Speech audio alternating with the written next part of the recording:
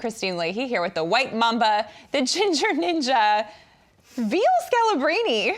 Scalapini. Scalapini, Yeah. also known as just Scal. Brian Scalabrine. What is the Scalapini one? I don't know that. So when I first got to the league, like one of the coaches said, I used to hack people, veal chop, so then veal chops turned into veal scalapini, scalabrini. Oh. Sorry, it's not my favorite. Yeah, no. White Mamba. White Mamba's good. Ginger. This was long Ginger A, Ninja. Yeah, so not ginger, ginger. Okay, Ginger Ninja. You definitely got to get that right. Okay, Right? So Ginger bad. Ninja is pretty good.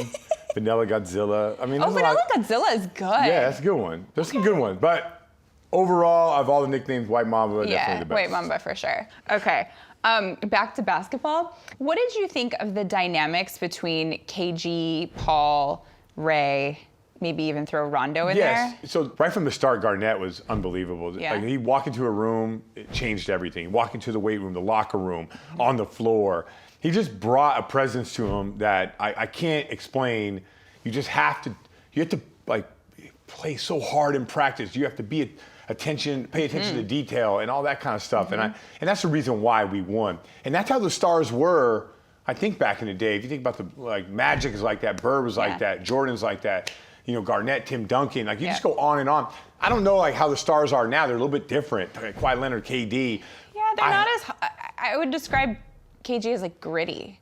Oh yeah. Gritty, Yeah. and I don't think guys today are like that. But he has a presence. A guy who I think has a big presence during my coaching stint with Golden State was Steph Curry. He has like a presence around him. Okay. Like that. Not as much. Wasn't like KG, but. He's such a worker. He's a star. He's like a real star. And he's like, and you can, I don't know if people look at him, I know I would, and I get like a lot of people, like fans do. I don't know if a lot of players look at him and say like, I want to be like Steph. But I do think in the future, fans, like players coming up will be like, man, if I can have a career like Steph, I'd want to do that. Sure. Who are you closest to out of the big three? I don't even know. Of the big three? Yeah, of the big three. At the time. I would say Ray. Really? But not as much anymore. But I just saw Garnett the other day. Oh, not as much anymore. Why not? Because we're all older. He went a different direction. You know, stuff like that. I know you. I can read it all over your face. No, That's not the truth. No, it's not like that. I don't have a problem with what he said or any of that. There was some. What are you talking about specifically? Truth to his book. Okay. There was some truth to that. Which part specifically are you referring to? I think the truth to it was that all that was his perspective, not the team's perspective. Like I see what he was looking at. But for those of people who haven't read the book and don't know exactly talking about Rondo, talking about like Garnett, his relationship with Doc, you know, what should have happened on that team. It was negative about them. But it was only because it was through his eyes. Like I was there. There's some truth to what he's saying, but you always got to be careful when you're talking about a team or talking about an individual, how it looks through your eyes. Of course. Like you have to, a person should really step back and say, well, how was it from a team perspective? Right. Because that's hard for people. And you know, like Ray's a great player. And so, of course he sees things a little bit differently through his own eyes than like a Rondo. If you ask Rondo and Ray what happened. Of course it's going to be different, but I don't think that Rondo, because listen, I was around during that time too, I saw it all, but I don't think that Rondo would talk badly about the rest of his teammates. I don't think KG would do that. I don't think Paul would do that. Never.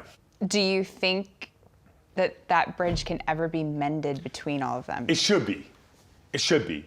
We're all adults now. Like, you know, maybe it could have. Think about it. Like, maybe there was a problem before the book, but maybe the book is the one thing that people aren't going to get over. And I don't know if Rondo read the book.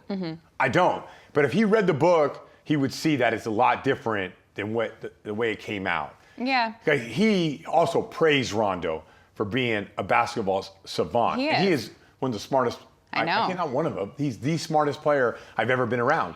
It's one of the biggest misconceptions about Rondo. People just think he's a 100%. jerk, but he's actually just super, super smart. Yeah, he's like beautiful mind, smart, and he would be a great coach one day. Yeah. And he's just on another level as far as, and I don't know how he got that way. It's to be elite at anything when you're talking about the elite of the elite already. Like I've been around coaches my whole life. I've been around smart people my whole life that play basketball and they know the game. he's on another level than even those guys. Are you surprised that him and LeBron are getting along? Because I'll be honest with you. Okay. LeBron. Why?